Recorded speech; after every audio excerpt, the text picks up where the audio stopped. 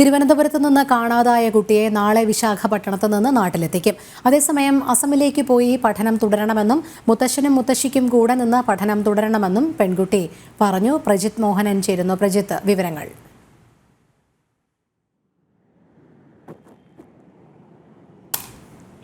രോഹിണി, നാളെ നമുക്കിപ്പോൾ മനസ്സിലാകുന്നതനുസരിച്ച് നാളെ ഉച്ച കഴിയും കേരള പോലീസ് ഇവിടെ വിശാഖപട്ടണത്ത് എത്താൻ. കാരണം ഇവിടുത്തെ മലയാളികൾ പറയുന്നതനുസരിച്ചാണെങ്കിൽ നാളത്തെ സാധാരണഗതിയിൽ ട്രെയിൻ ഇവിടെ എത്തുമ്പോഴേക്കും ഉച്ച കഴിഞ്ഞ് അല്ലെങ്കിൽ ഒരു 2-3 മണിയെങ്കിലും ആകും എന്നുള്ളതാണ്. അപ്പോഴേക്കും പോലീസ് എത്തിയാലും ശരി, നാളെ തന്നെ കുട്ടിയെ വിട്ടു നൽകാൻ ഇവിടുത്തെ CWC, അതായത് ചൈൽഡ് വെൽഫെയർ കമ്മിറ്റിക്കാരൊക്കെ തയ്യാറാണ് എന്നുള്ളതാണ് അവരുമായി സംസാരിക്കുമ്പോൾ നമുക്ക് മനസ്സിലാവുന്നത്. മറ്റന്നാൾ ചില നടപടിക്രമങ്ങൾ പൂർത്തിയാക്കേണ്ടതുണ്ട്, മറ്റു ചില അഡോപ്ഷനുകളുമായിട്ടൊക്കെ ബന്ധപ്പെട്ട്. അതുകൊണ്ട് തന്നെ നാളെ തന്നെ ഈ നടപടികൾ പൂർത്തിയാക്കി പോലീസ് എത്തി അപേക്ഷ സമർപ്പിച്ചാൽ ഉടൻ തന്നെ കുട്ടിയെ വിട്ടു നൽകാൻ വിശാഖപട്ടണത്തെ CWC വിഭാഗം തയ്യാറാണ്.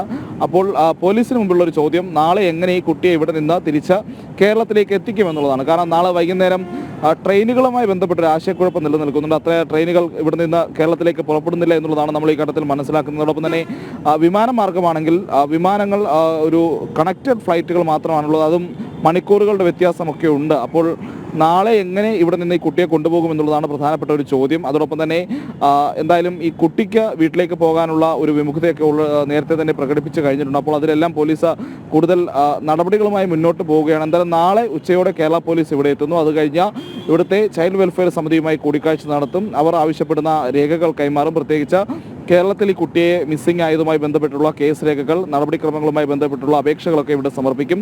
ആ അപേക്ഷകൾ സ്വീകരിച്ചാൽ ഉടൻ തന്നെ കുട്ടിയെ വിട്ടു നൽകാൻ തയ്യാറാണെന്ന് ആന്ധ്രാപ്രദേശിലെ, പ്രത്യേകിച്ച് വിശാഖപട്ടണത്തിലെ CWC വിഭാഗം അറിയിച്ചു കഴിഞ്ഞിട്ടുണ്ട്. അതിനുശേഷമായിരിക്കും പെട്ടെന്ന് നടപടിക്രമങ്ങൾ പൂർത്തിയാക്കി കുട്ടിയെ ഏറ്റെടുക്കാൻ പോലീസിന് കഴിയും. പക്ഷേ ഇന്ന് തന്നെ നാളെ തന്നെ കുട്ടിയെ കേരളത്തിൽ എത്തിക്കാൻ കഴിയുമോ എന്നുള്ളതിലാണ് ഈ നിമിഷം ഒരു ആശയക്കുഴപ്പം നിലനിൽക്കുന്നത് എന്നുള്ളതാണ് പ്രധാനമായും പറയേണ്ടത്. ട്രെയിനുകളുടെയും വിമാനങ്ങളുടെയും ഒക്കെ അവൈലബിലിറ്റി സംബന്ധിച്ചുള്ള ഒരു ആശയക്കുഴപ്പമാണ്.